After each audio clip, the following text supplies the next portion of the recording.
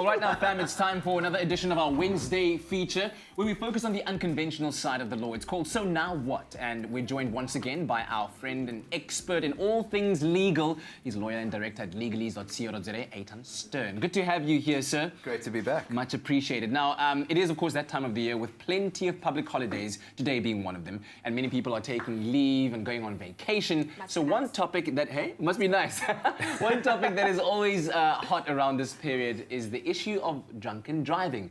And recently, a video went viral of a police officer failing the breathalyzer test after eating a hot cross bun. What? Yes. Well, today we're shedding light on the law surrounding alcohol and, of course, our roads as well. Cool. Excellent. So good to have you on the round table. The round table. The Knights of the Round Table. I watched that video. I don't know if you got to see that video with the police officer eating a hot cross bun and then, of course, testing positive for alcohol.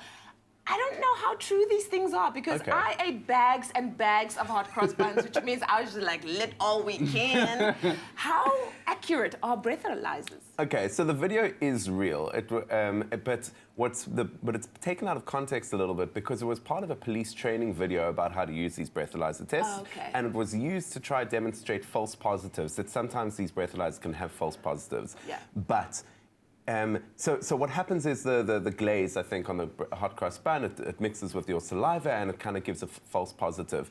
But only in like the very few seconds after you eat the hot cross bun. It doesn't make you seem drunk, it doesn't make you drunk or anything like that. So it's a bit misleading and it's used as a way to demonstrate false positives and not as a way to show that these breathalyzer tests aren't effective or aren't true. They are very, very accurate. But there is a case law to show that breathalyzer tests may not stand up in court as evidence, which is why police are very keen to get you to a police station in order to blood test you, because the blood test can will always be true. Accurate. And even now the police are getting these new vans on the road which are able to do blood tests and have much more accurate tests there on the scene. So there's kind of a push to have breathalyzer tests accepted in courts and to get, blood tests done on the scene of the crime. But what everyone can assume is that these breathalyzer tests are pretty accurate. It doesn't mean if you eat hot cross buns that you're now going to be caught drunk and driving, and it doesn't mean that you can use hot cross buns as an excuse for drunken driving.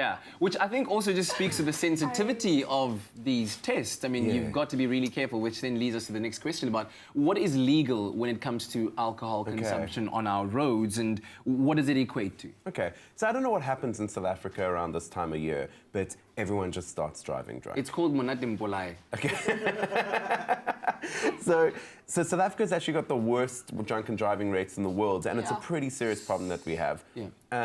So what constitutes drunken driving? Well, there's two kind of offences. You're not allowed to be intoxicated on alcohol or narcotics while driving, and you're not allowed to have them in your system when your blood alcohol level is over a certain amount. So the Road Traffic Act says you're not allowed to be even behind the seat of your car, even when the engine's running, when you have alcohol in your system, and that is 0.05 grams per 100 mils of blood, and you think, wow, what does that actually mean to me?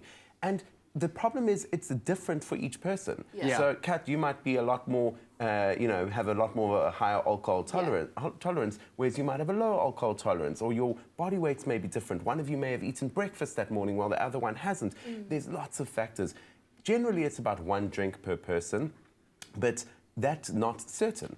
And so what we really should be thinking is that as soon as you have a drink, you should not be behind the wheel of a car. And if you've had 1 or 2 beers and you're not drunk and you can drive perfectly, good for you. You still shouldn't be behind the wheel of a car because even if you can drive perfectly, you might still get arrested for drunken driving.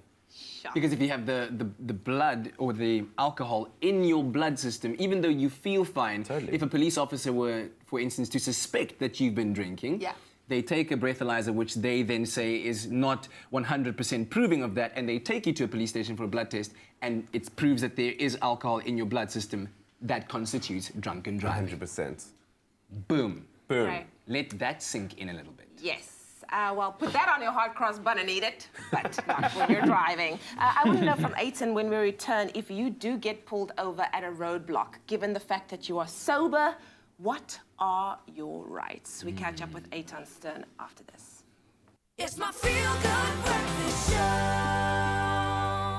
Welcome back to your Feel Good Breakfast Show. It's a Wednesday morning and we're live, large and in charge. Time for, once again, to continue our conversation with Eitan Stern, lawyer and director at legalese.co.za. Of course, we're talking about drunken driving and how the law applies in South Africa. And the last question we left Eitan with was, what are your rights when it comes to being pulled over at a roadblock and you happen to be sober? What are your rights? Okay, so the rights don't differ whether you're sober or intoxicated. You still have your rights and it still works the same way. Firstly, you have the right not to be detained unlawfully, so the police can't just detain you.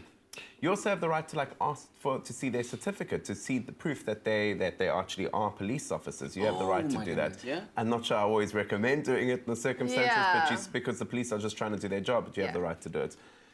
What you don't have the right to do, essentially you do have the right to refuse a breathalyzer. But if you do refuse it, the police have the right to arrest you and take you to jail. They are doing their job. Their job is to make sure there are no drunken drivers. Wait. Yes. Arrest you and take you to jail or take you to the station Take you to the police station. I mean, then why would you refuse a breathalyzer if you're going to be jailed? Exactly. So take you to the police station and blood test you. Yeah. Okay. What you don't have the right to do is, be uncooperative. You don't have the right to use racial slurs of any nature at the police officers. You don't have the right to cause any of a fuss over there. They are just trying to do their job. What you do have the right to do is you have the right to film it. If you believe that the police are not doing their job correctly or being overly aggressive, you do have the right to film the incidents. Yeah. Would they not take your phone in that instance or no? They shouldn't take your phone, whether they do or whether they don't. But they're not. They do not have the right to take your phone. Essentially, what it should be is the police are trying to do their job. They're trying to keep drunken drivers off the road. Yeah. Unfortunately, drunk people are sometimes aggressive, and we sit in a situation where the police are trying to, enforce the law, quite an important law against aggressive people. The real crux of it should be, if you are sober and you land up at a roadblock and you're cooperative, nothing bad should happen. Exactly. If something does, then someone hasn't played by the rules. I just want to know, so let's say you're pulled over, whether you're sober or not, you now have refused the breathalyzer. Okay. You're now arrested and taken to the police You're station. not arrested, you're merely taken, because arrested means that you've done something wrong, right? Well, they're arresting because you're resisting arrest, so they're arresting you for But you weren't resisting arrest, you resisted the breathalyzer. You know what We could look in the Criminal Procedure Act and see the exact wording. But what I want to know is, can you refuse the blood test? No, you can't refuse. You can't refuse these things. I mean, technically, you could, but then they would be able to probably arrest you for obstruction of justice. We'll need to look at the Criminal Procedure Act. But no, they're doing their job. The police's job is to keep our roads safe. You're not allowed to drunk and drive. Unless, of course, if there was cause for you to refuse a blood test based on the fact that there was unhygienic circumstances under which it was taking place. Exactly, and then this would come up in evidence in court, and By which time Eitan is standing next to you. In which case I'm standing there, we're fine, don't worry about it. What happens if you're actually caught drunk driving? Okay, if you're caught drunk driving and you have been drunk and driving. So, as I said earlier, it's a very, very serious issue in South Africa. Yeah. We've got the highest drunk driving rates in the road. In the world. We have a national problem that we all need to do something about. What happens if you're drunk driving? It's a criminal offence. You can go to jail, proper jail. You can also get a fine of up to 120,000 rand. You get a criminal record, which means every job forever after that, you're going to have to tell them, oh, yes, I've got a criminal record because I was drunk and drove. You might not be able to get a visa for a lot of countries. So if you ever had any interest of going to, say, United States, say, which Disneyland goodbye. You can also, the worst part about it is you can also end up killing someone, which is awful. Yeah, that's the And that's kind of the worst part that can happen. And if you decide to fight it, let's say you've got a very smart lawyer and you want to fight this whole thing, what you will do is you will spend the next probably 2 years of your life being called in and out of courts, waiting for evidence to appear. You will spend all your money, your partner will leave you, your job will be angry with you for missing days of work. I've dealt with these cases before. It's a nightmare. It's not something you want to be, it's not the situation you want to be in. Much easier is just do not drink and drive. Don't do and it. keep everyone safer. Let's quickly talk about the point system. Sure. Is it imminent?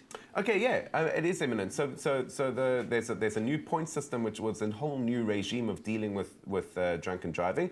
That's been put in place. It's been signed by Parliament, or it's been passed by Parliament, and it's just waiting for the president by the president's signature. And then apparently he's busy at the moment. And then it will be for a while. And then it should hopefully become law. And there's a couple of changes to the regime. First of all, you won't be able to apply for your license anymore if you've got outstanding fines. so you won't be able to get relicensed. Okay. Secondly, you won't be able to appeal drunken driving convictions anymore, so it's going to be much easier for the convictions to happen. Third of all, you can suddenly get your fine sent to you electronically.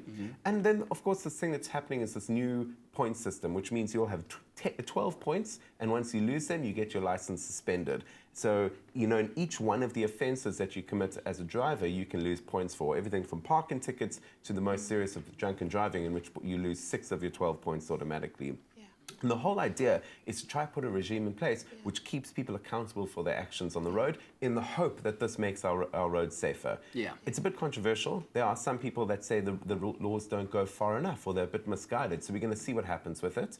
But it's really serious. The one thing that they want to do is take drunken driving from a Schedule 2 offence to a Schedule 5 offence, which will mean it will be seen the same as rape and murder, in the same kind of class of crime. So really the government is trying to figure out what do we do, and we should all be trying to figure out what do we do about this crisis that we have, you know, that our roads aren't safe. Yeah. Eitan, thank you very much, man. Always interesting tapping into your legal mind. Much appreciated. Yeah, but a very important one for us to address as well. So yeah, if you're going to be doing Africa Burn or anything like that, come on, guys. Don't drink and drive. Yeah, get a designated driver or something. You'll enjoy it more, and you'll arrive alive. And, you know, let's keep each other accountable and safe out there on our roads. And of course, if you have another interesting legal conundrum or topic that you'd like us to address on So What Now, then do send it to us. Share it with us at Expresso Show on our different social media platforms. And hey, we'll put it into the mandate. But eat hot cross buns, you guys. Yeah, those are good. Eat as many as you can.